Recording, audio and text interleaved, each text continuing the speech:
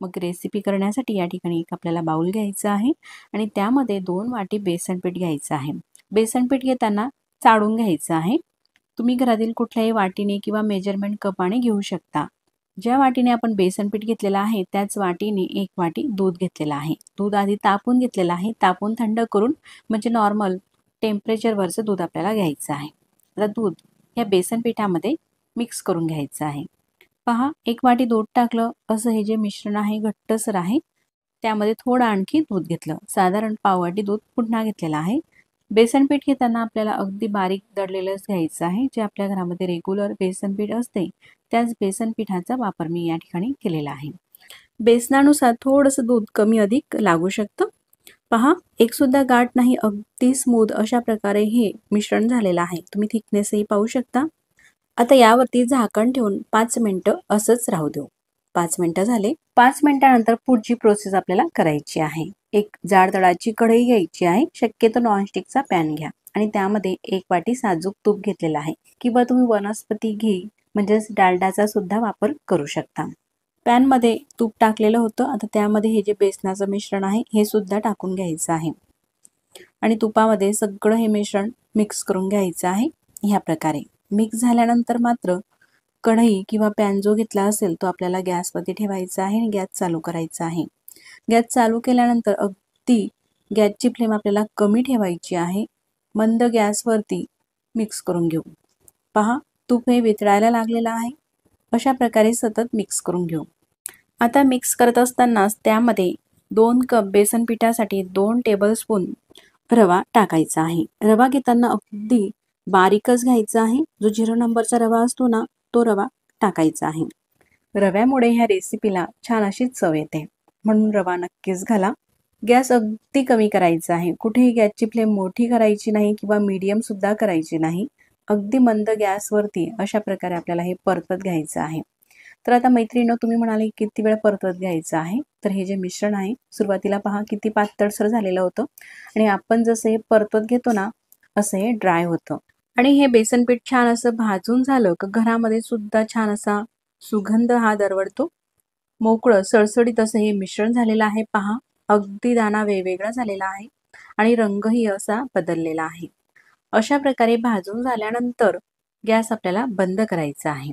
Gas बंद केल्यानंतर सुद्धा कढई गरम असल्यामुळे थोड्या वेळासाठी परतून घ्यायचं. आता आपल्याला साखर घ्यायची आहे. ज्या वाटीने आपण बेसन पीठ घेतलेलं होतं ना त्याच वाटीने साखर सुद्धा घ्यायची आहे. 2 वाटी बेसन पिठासाठी 1 वाटी साखर घेऊ शकता. खूप गोड खात असाल तर, पण मीडियम चवीचे हवे असतील तर मी 1 वाटीला थोडी कमी साखर घेतलेली आहे, म्हणजेच पाऊण वाटी साखर. आता आपल्याला या साखरचा पाक वगैरे करायचा नाही, तर मिक्सरच्या भांड्यामध्ये टाकायची आहे आणि चवीसाठी मी या ठिकाणी हिरवी वेलची वापरते. 2 ते 3 हिरवी वेलची आणि अगदी लहानसा जायफळाचा तुकडा. जायफळाची आणि वेलचीची चव या रेसिपीमध्ये खूपच छान येते. असं हे दळून घेतलेलं आहे. पहा अगदी बारीकच साखर ही दळायची आहे. त्यानंतर ताट घेते आणि ताटाला थोडंसं तूप लावून घ्यायचं आहे. तुम्ही जर का नवीन शिकाऊ असाल तर ही प्रोसेस आधीच करून ठेवा. ताटामध्ये थोडे ड्रायफ्रूट टाकते. तर या ठिकाणी मी पिस्त्याचे काप घेतलेले आहे. तुमच्या आवडीप्रमाणे तुम्ही कुठलेही ड्रायफ्रूट घेऊ शकता किंवा स्किप सुद्धा करू शकतात, म्हणजे नाही वापरले तरी सुद्धा चालेल. आता हे जे मिश्रण आहे गरम आहे, पण खूप असं कळकळीत सुद्धा नाही. हाताला चटका सोचवेल इतपतच हे गरम आहे. तर असं इतपतच गरम असेल तेव्हाच आपल्याला ही दळलेली साखर टाकायची आहे. खूप गरम असताना मिश्रणामध्ये साखर टाकू नका, नाहीतर साखरेला पाणी सुटेल. तुम्हाला साखर वापरायची नसेल तर तुम्ही गुळाची पावडर सुद्धा आपल्या चवीनुसार वापरू शकता किंवा साखर आपण ज्या प्रमाणामध्ये घातली तेवढ्याच प्रमाणामध्ये तुम्ही गुळाची पावडर घाला. आता हे मिश्रण मिक्स करून घेऊ. स्पूनने सुद्धा तुम्ही मिक्स करून घेऊ शकता अशा प्रकारे, पण स्पूनपेक्षा हाताने व्यवस्थित हे मिश्रण मिक्स होते, म्हणून मी हाताने संपूर्ण हे जे मिश्रण आहे मिक्स करून घेते. अशा प्रकारे मिक्स केली का संपूर्ण ही जी साखर आहे ते या मिश्रणामध्ये मिक्स होते. रंगही तुम्ही पाहू शकता छान असा आलेला आहे. संपूर्ण साखर ही व्यवस्थित अशी मिक्स झाल्यानंतर अशा प्रकारे हे मिश्रण दिसत असते. तर या मिश्रणाचे तुम्ही लाडू सुद्धा वळू शकता. पहा खूप छान लाडू होतात आणि चवीला सुद्धा मस्त असे लागतात. पहा तोडूनही दाखवते. अजिबात चिकट नाही आणि एकदम दाणेदार, जसे मार्केटमध्ये मिळतात ना हलवाईच्या दुकानामध्ये, सेम तशाच पद्धतीचे असे मस्त हे लाडू चवीला लागत असतात, अजिबात तोंडामध्ये चिटकत नाही किंवा टाळूलाही चिटकत नाही। आता आपल्याला लाडू करायचे नाही तर वडी करायची आहे, म्हणून हे मिश्रण ताटामध्ये टाकायचं आहे। पहा, अशा प्रकारे हाताने संपूर्ण ताटामध्ये पसरून घ्यायचं आहे। एकाच ठिकाणी टाकलं आणि मग पसरवलं, ड्रायफ्रूट सुद्धा ते त्यासोबत मिक्स होतील, म्हणून असे संपूर्ण ताटामध्ये टाकायचं आहे। आणि त्यानंतर चमचानेही करू शकता तुम्ही किंवा हातानेही असे हे व्यवस्थित दाबून घ्यायचं किंवा एखादी वाटी, प्याला, ग्लास सुद्धा घेऊ शकता। मिश्रण अजून पूर्णपणे गार झालेलं नाही, कोमट आहे, म्हणजे थोडंसं गरम आहे। अशा प्रकारे संपूर्ण हे पसरून घेतलेलं आहे व्यवस्थित छान असं दाबून। त्यानंतर हाताने सुद्धा व्यवस्थित करून घेते। तर ताटामध्ये मिश्रण हे पसरून घेतलेलं आहे। त्यानंतर किमान 10 मिनिटासाठी असंच ताट आपल्याला राहू द्यायचं आहे बाजूला। 10 मिनिटानंतर ही बर्फी आपल्याला कट करायची आहे। ज्या साईजचे तुम्हाला पीसेस हवे, थोडेसे लहान मोठे, आयताकृती, चौकोनी किंवा शंखाकृती म्हणजे शंकरपाळीच्या आकारासारखी, त्याप्रमाणे तुम्ही करू शकता। तर या ठिकाणी मी चौकोनी आकारामध्ये ही मिठाई कट करून घेते। आता मिठाई कट करून घेते तोपर्यंत हा व्हिडिओ तुम्हाला कसा वाटला मला कमेंट्स करून नक्कीच कळवा। आणि व्हिडिओ तुम्हाला कुठेतरी थोडा सुद्धा आवडला तर व्हिडिओला लाईक करा। चॅनलवर तुम्ही नवीन असाल तर चॅनलला सबस्क्राईब करा। आधी सबस्क्राईब केले असतील तर मनापासून धन्यवाद। सबस्क्राईब केल्यानंतर बाजूलाच घंटीचे बटन सुद्धा आहे, ते दाबून ऑलवरती क्लिक करा। असं केल्यामुळे मी जेव्हाही नवीन व्हिडिओ अपलोड करेल ना, त्या व्हिडिओचं नोटिफिकेशन सगळ्यात आधी तुम्हाला येईल आणि तुम्हाला तो नवीन व्हिडिओ सर्वात आधी पाहता येईल। पहा, अशा प्रकारे ही जी मिठाई आहे कट करून झालेली आहे। त्यानंतर आजूबाजूचा भाग सुद्धा आपल्याला कट करायचा आहे। अशा प्रकारे सुरी ही फिरून घेते। तर आता ही काढायची कशी, तर एक ताट घ्यायचं आहे पुन्हा आणि त्या प्लेटमध्ये हे ताट अशा प्रकारे पालथं करायचं आहे आणि वरतून अगदी हलक्या हाताने ठोकायचं आहे। पहा, अशा प्रकारे असं हे थोडंसं ठोकलं का लगेचच पूर्ण आपली ही जी मिठाई आहे खालच्या ताटामध्ये निघते। यानुसार पहा किती मस्त दिसत आहे, रंगही किती छान आलेला आहे आणि दिसायला तर खूपच छान दिसत आहे। तेवढीच चवीला सुद्धा मस्त अशी ही बर्फी लागत असते। पहा, झाली ना खूपच छान। तर सणासुदीच्या दिवसांमध्ये अगदी झटपट तुम्ही ही मिठाई करू शकता किंवा पाहुणे मंडळी आपल्या घरी येत असतील, ताटामध्ये काही एखादी गोड पदार्थ तुम्हाला करायचा असेल, त्यामध्ये ही बर्फी नक्कीच करा। खूपच छान चवीला लागते आणि बनवायला तर सोपी आहे आणि मोजक्या साहित्यात सुद्धा आहे। पहा, साईजही पाहू शकतात। फक्त 2 वाटी बेसन पिठामध्ये अशी भरपूर आपली ही बर्फी होत असते। मी तुम्हाला तोडूनही दाखवते, अजिबात चिकट होत नाही आणि 15 दिवस ही बर्फी टिकते। शेंगदाणे घ्यायचे आहे। घेतलेले शेंगदाणे हे साधारण 2 कप आहे। शेंगदाणे सर्वप्रथम आपल्याला निवडून घ्यायचे आहे। असे काही यामध्ये खराब शेंगदाणे असतात ते काढून घ्यायचे आहे। शेंगदाणे हे निवडून झालेले आहे। आता शेंगदाणे भाजायचे आहे, म्हणून गॅसवरती एक जाड तडाची आपल्याला कढई ठेवायची आहे। कढई घेताना जाड तडाचीच घ्या। गॅस चालू करते, गॅसची फ्लेम मीडियम ठेवायची आहे। घरातील कोणत्याही वाटीने किंवा कपाने तुम्ही हे शेंगदाणे घेऊ शकतात। मेजरमेंट कपाने 2 कप या ठिकाणी शेंगदाणे घेतलेले आहे। तुम्ही जाड बारीक कुठल्याही प्रकारचा शेंगदाणा ही रेसिपी बनवण्यासाठी वापरू शकतात। आता शेंगदाणे आपल्याला भाजून घ्यायचे आहे। शेंगदाणे भाजत असताना गॅस मोठाही ठेवायचा नाही, कमी ते मीडियम गॅसवरती शेंगदाणे आपल्याला सतत परतून भाजून घ्यायचे आहे। कमी गॅसवरती शेंगदाणे भाजले का शेंगदाण्यांना जास्त चटकेही लागत नाही, जास्तही चटके आपल्याला लावायचे नाही। या ठिकाणी असे तुम्ही पाहू शकतात, असे हलके चटके हे दिसत आहे। थोडे हे भाजून झाल्यानंतर अशा शेंगदाण्याची साली काढून पाहायची, अगदी लगेच साली निघत आहे। जास्तही भाजला गेलेला नाही शेंगदाणा, तुम्ही जवळून सुद्धा पाहू शकतात। अशी साल निघायला लागली का गॅस बंद करायचा आहे आणि प्लेटमध्ये शेंगदाणे आपल्याला काढून घ्यायचे आहे। तुम्ही पाहू शकता जवळून अशाच पद्धतीने कमी ते मीडियम गॅसवरती आपल्याला शेंगदाणे हे भाजून घ्यायचे आहे। आता शेंगदाणे हे गरम आहे ते आपल्याला थंड होऊ द्यायचे आहे। त्यानंतर एखादी मॅचर घ्यायचं किंवा पूर्णपणे गार झाल्यानंतर अशा प्रकारे हाताने हे शेंगदाणे आपल्याला चोळून घ्यायचे आहे, म्हणजे शेंगदाण्याची साल ही पूर्ण निघते। अशा प्रकारे साल पूर्ण काढून झाल्यानंतर शेंगदाणे आपल्याला पाखडून घ्यायचे आहे, म्हणजे पूर्ण यातला कचरा निघतो आणि असे पांढरे शुभ्र हे शेंगदाणे आपले रेसिपीसाठी तयार होतात। तुम्ही पाहू शकता सगळे साल ही काढून घेतलेली आहे आणि असे हे मिक्सरच्या भांड्यामध्ये टाकायचे आहे आणि मिक्सरला लावून दळून घ्यायचे आहे। मिक्सरला दळत असताना एकदम आपल्याला जास्त वेळासाठी मिक्सर हे चालू ठेवायचं नाही, तर मिक्सर चालू बंद अशा प्रकारे करून शेंगदाणे हे बारीक करून घ्यायचे आहे। जास्त वेळ एकसारखं आपण बारीक केलं तर शेंगदाण्याच्या आतलं तेल निघेल. चालू बंद केल्यामुळे अशी छान पावडर ही शेंगदाण्याची होत असते. आता ही पावडर झालेली एक चाळण घ्यायची आहे, जी आपल्याकडे पीठ चाळण्याची वगैरे असते किंवा अशा प्रकारची, त्या चाळणीने चाळून घ्यायची आहे.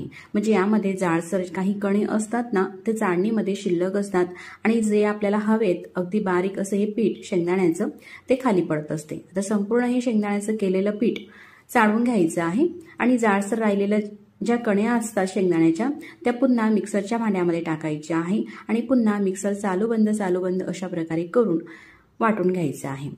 आता आणखी हे चाळून घेते. पुन्हा चाळून घेतलेला काही भाग राहतो तो पुन्हा आपल्याला मिक्सरच्या भांड्यामध्ये टाकायचा आहे आणि पुन्हा दळून घ्यायचं आहे. अशा प्रकारे 2 ते 3 वेळेस आपण हे पुन्हा चाळून घेतलं आणि दळून घेतलं जाडसर राहिलेलं भाग का पूर्ण एकसारखं असं पीठ होते. 2 वेळेस हे दळून घेतलेलं आहे. त्यानंतर असे जाडसर कण्या राहिलेले आहे हे आपल्याला बाजूला ठेवायचे आहे, यामध्ये टाकायचे नाही. अशा प्रकारचं बारीक हे पीठ झालेलं आहे. आता या बर्फीला छान टेस्ट यावी त्यासाठी मिल्क पावडर घ्यायची आहे. तुम्ही कोणत्याही कंपनीची मिल्क पावडर घेऊ शकतात.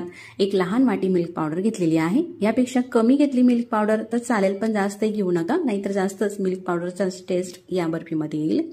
सोबतच आपल्या चवीसाठी 3 वेलची घेतलेली आहे फ्रेश, ती कुटून घेतली आणि वेलची पूड सुद्धा टाकायची आहे.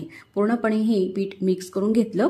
त्यानंतर एखादी बाउलमध्ये भरून दाखवते मी तुम्हाला. एकसारखं असं हे बारीक पीठ झालेलं आहे.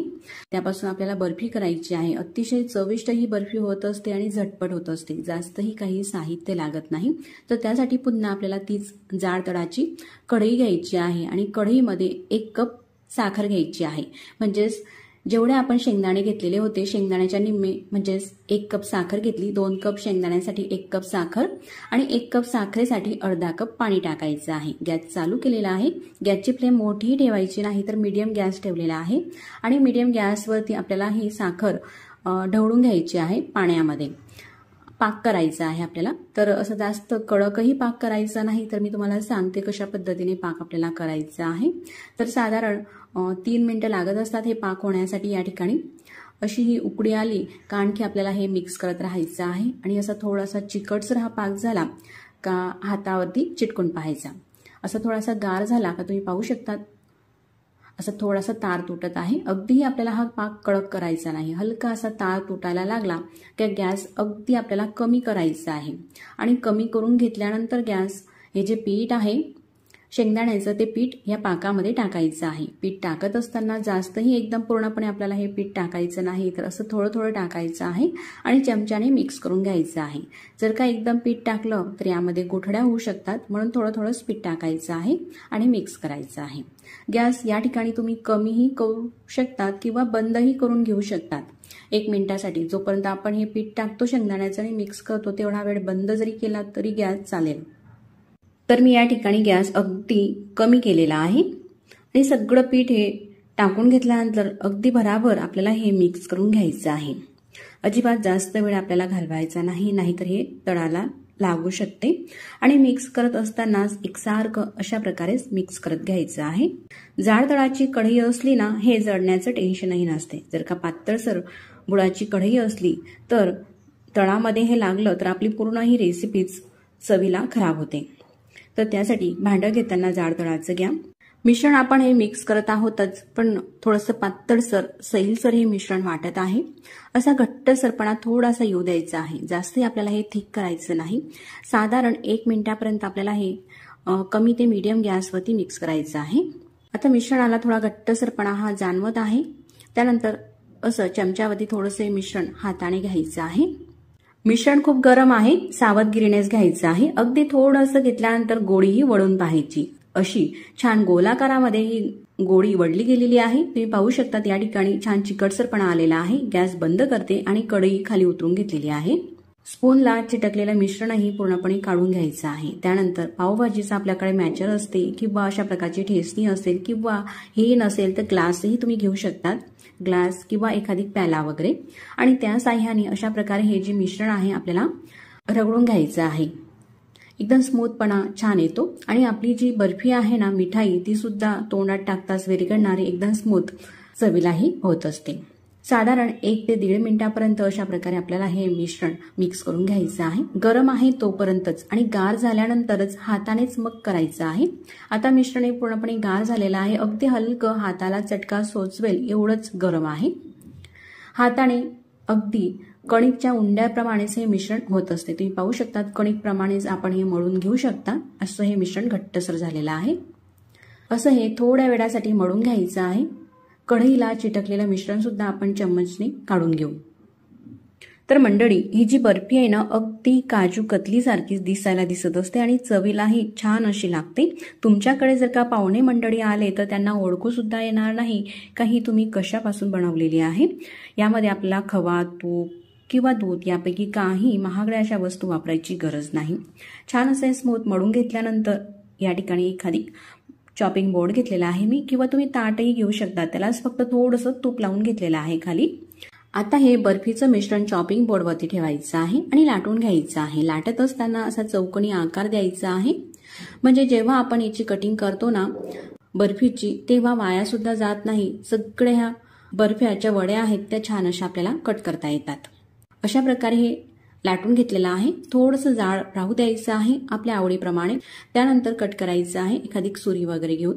ज्या साईजमध्ये तुम्हाला लहान किंवा मोठ्या साईजमध्ये हवी आहे त्यानुसार तुम्ही हे कट करून घेऊ शकतात बर्फी।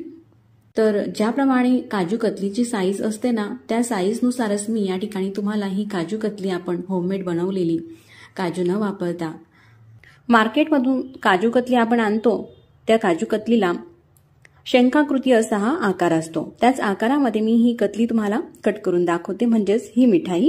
तर मंडळी, तुम्ही आतापर्यंत हा व्हिडिओ पाहत आलातच इथपर्यंत, तर तुम्हाला हा व्हिडिओ कसा वाटला मला कमेंट्स करून नक्कीच कळवा। आणि व्हिडिओ तुम्हाला आवडला असेल तर नक्कीच व्हिडिओला लाईक करा आणि चॅनलवरती नवीन असाल तर चॅनलला सबस्क्राईब करा। सबस्क्राईब केल्यानंतर बाजूलाच असलेले ऑलचे बटन सुद्धा क्लिक करा। असं केल्यामुळे मी जेव्हाही नवीन व्हिडिओ अपलोड करेल ना, त्या व्हिडिओची नोटिफिकेशन सगळ्यात आधी तुम्हाला येईल आणि तुम्हाला तो नवीन व्हिडिओ पाहता येईल। पूर्ण हे मिठाई आपली कट करून झालेली आहे। तुम्ही पाहू शकता अगदी सहज ह्या इझी ओढ्या निघत आहे बर्फीच्या। दिसत आहे ना अगदी काजू कतली सारखीच।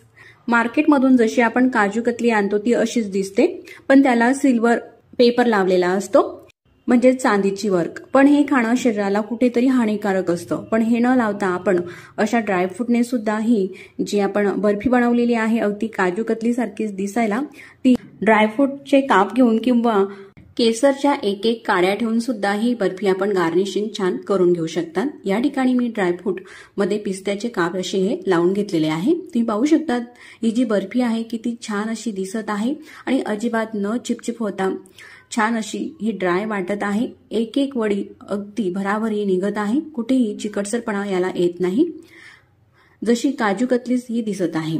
पाहुणे मंडळी आले त्यांच्यासाठी सुद्धा आपण ही बर्फी अगदी झटपट बनवून घेऊ शकतात, किंवा सणासुदीच्या दिवसांमध्ये तर बनवायला अतिशय छान अशी बर्फी आहे। उपवासाला सुद्धा ही बर्फी आपण खाऊ शकतात।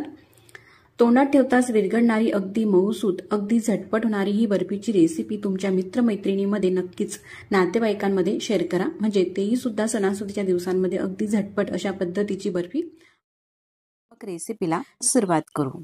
मैसूर पाक करण्यासाठी लागणारं साहित्य: 1 कप अगदी बारीक दळलेलं बेसन पीठ, 1 कप साखर, 1 कप साजूक तूप वितळून भरायचं आहे, त्यासोबतच पाव कप तेल घ्यायचं आहे। तेलामुळे मैसूर पाकला जाळी छान पडते, म्हणून पाव कप तेलाचा वापर करायचा आहे। आता घेतलेलं 1 कप तूप एखादी पातेल्यामध्ये टाकायचं आहे। तूप घातलं, सोबतच घेतलेलं पाव कप तेल सुद्धा घालायचं आहे। तेल आपल्याला शेंगदाणा तेलाचा वापर करायचा नाही, तर सोयाबीन तेल मी या ठिकाणी वापरलेलं आहे। आता हे तेल आणि तूप आपल्याला कडकडीत असं गरम करून घ्यायचं आहे। अगदी मंद गॅसवरती गरम करायला ठेवलेलं आहे। तोपर्यंत दुसऱ्या गॅसवरती कढई ठेवायची आहे। कढई घेताना जाड तडाची घ्यायची आहे। त्यामध्ये अर्धा कप पाणी घातलं, त्यासोबतच 1 कप घेतलेली साखर घालायची आहे आणि या साखरेचा पाक करायचा आहे। पाक करत असताना गॅसची फ्लेम मोठी करू नका, कमी ते मीडियम गॅसवरतीच हा पाक छान होतो, कारण लगेचच होतो। आपल्याला हा पाक जास्त कडक सुद्धा करायचा नाही, तर असा एकतारी करायचा आहे। बघू शकता तेल सुद्धा गरम झालेला आहे। आता मी गॅस बंद केलेला आहे। पाक होत आहे तोपर्यंत एखादी चौकोनी डबा घ्यायचा आहे किंवा टीन वगैरे, आणि त्याला तूप लावून घ्यायचं आहे. तूप लावून झालं. आता पाक बघू शकता. अशा प्रकारे हा घट्टसर पाक झालेला आहे. तर एकतारी पाक झालेला आहे का हे चेक करू. असा हा तार ओढला जात आहे. बघू शकता तुम्ही. हा झालेला आहे अगदी परफेक्ट आपला एकतारी पाक. आता या पाकामध्ये घेतलेलं बेसन पीठ टाकायचं आहे. तुम्ही हे सगळं साहित्य घरातील कुठल्याही वाटीने सुद्धा घेऊ शकतात, जर का तुमच्याकडे मेजरमेंट कप नसतील तर. पण ज्या कपाने तुम्ही बेसन पीठ घेतलं असेल किंवा ज्या वाटीने, त्याच वाटीने सगळं साहित्य घ्यायचं आहे. पाकामध्ये बेसन पीठ असं थोडं थोडं करत टाकायचं आहे आणि मिक्स करायचं आहे. बेसनाला स्वतःचाच पिवळा रंग असतो, त्यामुळेच यामध्ये मी रंग वगैरे घालत नाही. तुम्हाला जर का आवडत असेल तर खाण्याचा फ्रूट रंग असतो ना, अगदी चिमूटभर यामध्ये वापरू शकता. जे बुंदीचे वगैरे रंग येतात मार्केटमध्ये, त्या रंगाचा तुम्ही वापर करू शकता. थोडं थोडं हे बेसन पीठ टाकून आपण एकदम स्मूथ असं हे करून घेतलेलं आहे. असं स्मूथ हे होत असताना तुपाचा गॅस सुद्धा आपल्याला चालू करायचा आहे आणि कडकडीत असं हे तूप गरम करण्यासाठी ठेवायचं आहे. बघू शकतात यामध्ये एक सुद्धा गाठ नाही. अशा प्रकारे हे बेसन पीठ झालं का त्यामध्ये जे आपण तूप आणि तेल गरम करून घेतलेलं आहे ते टाकायचं आहे. हे तूप घातलं, पण अजून हे पाहिजे तसं छान असं गरम झालेलं नाही. गॅसची फ्लेम मी आता थोडी मोठी केलेली आहे आणि तेल असं तूप हे कडकडीत असं गरम करून घेते. बघू शकता दुसरी पडी तुपाची घातलेली आहे आणि छान असे हे बुडबुडे आलेले आहे. म्हणजे असं अगदी परफेक्ट तापलेलं तेल हे झालेलं आहे. असं हे तापलेलं तूप आपल्याला यामध्ये टाकायचं आहे आणि मिक्स करायचं आहे. एकदम जास्त तेल किंवा तूप टाकायचं नाही, असं पडीपडीनेच टाकायचं आहे आणि मिक्स करायचं आहे. बघू शकता आपण असं मिक्स केलं ना, छान जाळी पडते. सगळं तूप हे ॲब्झॉर्ब होतं. असं काही सेकंद एकाच डायरेक्शनने हे मिक्स करायचं आहे आणि थोडं थोडं अशाच प्रकारे तूप हे आपल्याला टाकत घ्यायचं आहे. साईडला कळाला जर का चिटकलं असेल ते सुद्धा यामध्ये मिक्स करत घ्यायचं आहे. यानुसार आपण जेव्हा हा मैसूर पाक बनवत असतो ना रेसिपी, त्यावेळेस असं वाटतं ना का खरंच जाडी होईल की नाही होईल किंवा मैसूर पाक याचा तयार होईल की नाही होईल. साहजिकच आहे, कारण मिश्रण हे तशाच प्रकारे दिसत असतं. पण आपण जसं यामध्ये तूप टाकत घेतो, बघू शकतात हे जे मिश्रण आलं आहे अशी छान जाडी आलेली आहे. तुम्ही पिठातच पाहू शकता, जसं आपण तूप टाकत घेतो त्यामध्येच आपल्याला ही जाडी दिसत आहे. मिक्स करत घ्यायचं आहे. आता अजिबात पॅनला हे मिश्रण चिटकत नाही आणि तूप सुद्धा सोडायला लागलेलं आहे. आता हे तूप घेत नाही आतमध्ये आणि असं हे घट्टसर झालेलं आहे. त्यानंतर तूप लावून घेतलेल्या डब्यामध्ये हे लगेचच मिश्रण आपल्याला टाकायचं आहे. ही कृती अगदी फास्ट करायची आहे आणि हे मिक्स करत असताना गॅस आपल्याला कुठेही मोठा करायचा नाही. अगदी मंद गॅसवरती सगळं हे मिक्स करून घेतल्यानंतर टीनमध्ये टाकलं आणि लगेचच असं हे व्यवस्थित करून घ्यायचं आहे. जास्त दाबायचं नाही, तर हलक्या हाताने व्यवस्थित करायचं आहे. थोडंसं गार होऊ द्यायचं आहे. पूर्णपणे गार झालेलं नाही, हलकंसं गरम आहे आणि थोडंसं गरम असतानाच कट करायचं आहे मैसूर पाक. आपल्याला ज्या साईजचे पीस हवेत, थोडे लहान किंवा मोठे, चौकोनी, आयताकृती, आपल्या आवडीप्रमाणे याचे पीस आपल्याला कट करायचे आहे. बघू शकता या ठिकाणी अतिशय मोजक्या साहित्यात आणि अगदी परफेक्ट असे आपण या ठिकाणी मैसूर पाकची रेसिपी करत आहोत. साहित्याचं प्रमाण अगदी योग्य असलं आणि पाक सुद्धा छान असा एकतारी झाला, त्यासोबतच तेल आपण जेव्हा सोडतो यामध्ये तूप, ते सुद्धा व्यवस्थित असं गरम असायला हवं. अशा काही या बारीक सारीक ट्रिक आहेत ना, ह्या तुम्ही फॉलो करून जर का असा हा मैसूर पाक केला तर अगदी परफेक्ट होतो. बघू शकता या ठिकाणी कट करून झालेला आहे. त्यानंतर ताटामध्ये हा डबा पालथा करते आणि मैसूर पाक आपला हा निघालेला आहे. आता हा मैसूर पाक मी तुम्हाला तोडून सुद्धा दाखवते. अगदी इझी, सहज तुटत असतो. अजिबात कडक होत नाही. तुमच्याकडे जर का वयस्कर मंडळी असतील तरी सुद्धा ते सहज खाऊ शकतील एवढा असा सॉफ्ट हा मैसूर पाक होत असतो. बघू शकता रंगही छान दिसत आहे आणि असा हा 2 रंगामध्ये मैसूर पाक होत असतो. आतमध्ये थोडा चॉकलेटी रंगाचा होतो आणि बाहेरून पिवळा रंग दिसत आहे. एकदा केलेला हा मैसूर पाक महिनाभरासाठी टिकतो, अजिबात खराब होत नाही आणि बघू शकतात असा छान मऊ सॉफ्ट हा मैसूर पाक राहतो. तर मंडळी, ही रेसिपी तुम्हाला कशी वाटली मला कमेंट्स करून नक्कीच कळवा आणि व्हिडिओ यालाच काही भागामध्ये डाळवं सुद्धा म्हटलं जाते। तर जी आपल्या घरामध्ये रेग्युलर भाजीची वाटी असते त्या वाटीने या ठिकाणी मी 2 वाटी ही डाळ घेतलेली आहे फुटाण्याची।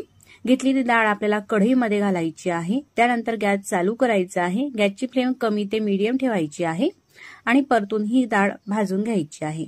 तर डाळ भाजत असताना ही डाळ आपल्याला जास्तही भाजायची नाही, तर हलकी अशी भाजायची आहे। साधारण 1 ते 2 मिनिटांपर्यंत कमी ते मीडियम गॅसवरती ही डाळ भाजून घेतलेली आहे।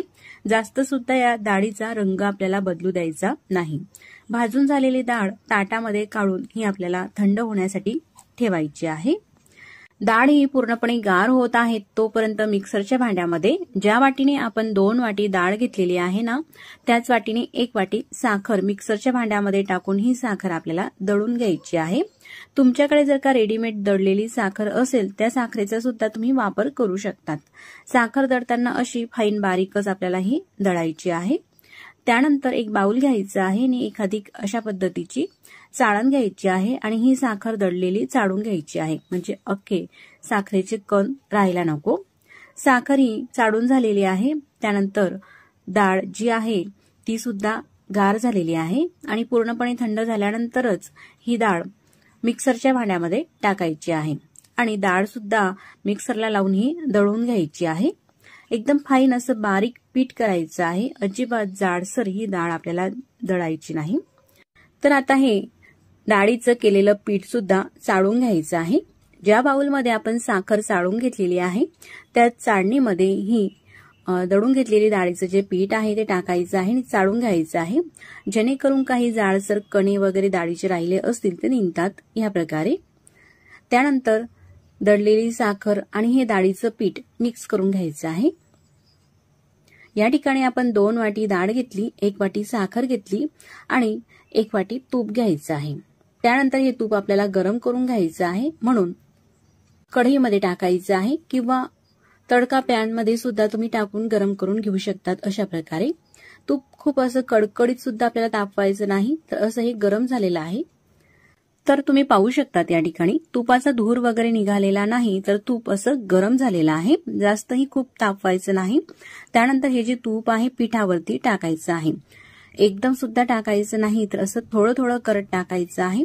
तूप हे गरम आहे, हाताने मिक्स केलं तर चटका लागू शकतो, म्हणून उलटण्याने किंवा चमचचा वापर करून मिक्स करून घ्यायचं आहे।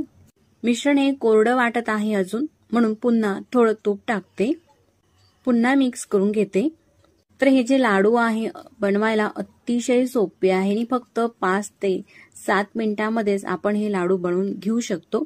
चवीला सुद्धा अप्रतिम लागतात आणि बनवायला सुद्धा सोपे आहे, शिवाय भरपूर दिवस टिकतात। यामध्ये आपण दूध, पाणी वगैरे कशाचाही वापर केलेला नाही, पूर्णपणे हे मिक्स करून घेतलेलं आहे। तुम्ही पाहू शकतात अशा पद्धतीने हे ओलसर झालेलं आहे।